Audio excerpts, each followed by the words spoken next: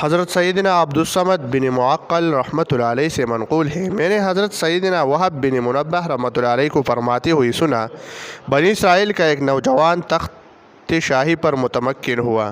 ایک دن اس نے سوچا، مجھے تو اپنی حکومت و مملکت میں بہت کیف و سرور محسوس ہوتا ہے، کیا میری رعایا بھی میری حکومت اور تخت نشینی سے اسی طرح خوش ہے؟ جب تک مجھے معلوم نہ ہو جائے کہ لوگ میری حکومت سے خوش ہیں اور میں ان کے درمیان فیصلوں میں عدل و انصاف سے کام لیتا ہوں، اس وقت تک مجھے سکون میسر نہ آئے گا۔ لوگوں نے کہا، عوام الناس بھی ملک کی بہتری چاہتے ہیں، بس آپ عدل و انصاف سے کام لیجیے۔ بادشاہ نے کہا، وہ کون سی چیز ہے جسے میں اختیار کروں تو میرے تمام معاملات درست ہو جائیں؟ کہا گیا، اللہ تعالیٰ کی فرمان برداری کرنا اور اس کی نافرمانی سے ہر دم بچنا، یہ عمل آپ کو فلاح و کامرانی کی طرف لے جائے گا۔ بادشاہ نے شہر کے نیک لوگوں کو بلایا اور کہا، آپ لوگ میری شاہی دربار میں بیٹھا کریں، جب آپ کوئی نیک عمل دیکھیں تو مجھے اسے اختیار کرنے کا حکم دیں، اگر میں کوئی برا کام کروں تو مجھے زجر و توبیخ کرے، میں آپ کی باتوں پر دل و جان سے عمل کروں گا۔ چنانچہ نیک لوگ بادشاہ کے پاس رہتے، جب بھی وہ کوئی کام کرتا تو ان بزرگوں سے مشورہ کرتا، اگر اجازت دیتے تو کرتا ورنہ ترک کر دیتا۔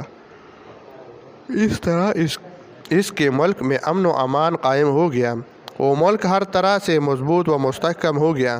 400 سال تک یہ بادشاہ اللہ تعالیٰ کی اطاعت میں رہ کر حکومت کرتا رہا، لوگ اسے بہت پسند کرتے۔ پھر شیطان لعین اس کی طرف متوجہ ہوا اور کہا، میں نے ایک بادشاہ کو چھوڑے رکھا، یہاں تک کہ وہ 400 سال سے اللہ تعالیٰ کی عبادت کر رہا ہے، اب میں اسے ضرور بہکاؤں گا۔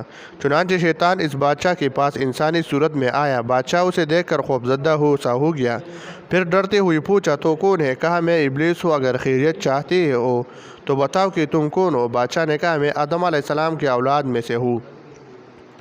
شیطان نے اپنا خطرناک وار کرتے ہوئے کہا، اگر تو آدم علیہ السلام کی اولاد میں سے ہوتا تو کب کا مر چکا ہوتا، جیسے دوسرے انسان مر گئی۔ تو خود دیکھ لے کہ تیرے سامنے کتنے لوگ اس دنیا سے جا چکے ہیں، اگر تو بھی ان کی طرح ہوتا تو کب کا مر چکا ہوتا۔ تو انسان نہیں بلکہ خدا ہے، معاذ اللہ۔ تو لوگوں کو اپنی عبادت کی طرف بولا۔ شیطان لعین کی کفریہ باتیں بیوقوف و بدبخت بادشاہ کے دل میں اتر گئی اور وہ اپنے آپ کو خدا سمجھنے لگا۔ پھر ممبر پر کھڑے ہو کر اس نے لوگوں سے کہا، اے لوگو، ایک بہت بڑا راز میں نے تم سے چھپائے رکھا، آج تک میں نے تمہارے سامنے اس کا اظہار نہ کیا۔ میں 400 سال سے تم پر حکومت کرتا ہوں، اگر میں انسان ہوتا تو جس طرح دوسری انسان مر گئی اسی طرح میں بھی مر چکا ہوتا۔ میں انسان نہیں بلکہ خدا ہوں، معاذ اللہ۔ آج سے تم سب میری عبادت کیا کرو۔ جب بدبخت بادشاہ نے یہ کفر کلمات زبان سے نکالی تو اس کو ایک جھٹکا لگا اور اچانک اس پر لرزہ طاری ہو گیا۔ اس کے دربار میں موجود کسی شخص کو حکم الہی پہنچا، اس سے کہا، کہہ دے کہ تو نے ایسی چیز کا دعویٰ کیا ہے جو صرف ہمارے لائق ہے، تو میری اطاعت چھوڑ کر میری نافرمانی کی طرف چڑھ پڑا ہے۔ مجھے اپنی عزت و جلال کی قسم، میں اس پر انتہائی ظالم بادشاہ بخت نصر کو مسلط کروں گا، جو اس کو واصل جہنم کر کے اس کا تمام خزانہ لے لے گا۔ اس دور میں اللہ تعالیٰ جس سے ناراض ہوتا ہے اس پر بخت نصر کو مسلط کر دیتا ہے۔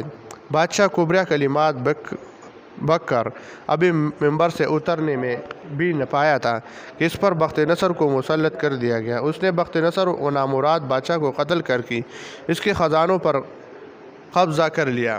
حاصل شدہ خزانے میں اتنا سونا تھا کہ اس سے 70 کشتیاں بھر گئی۔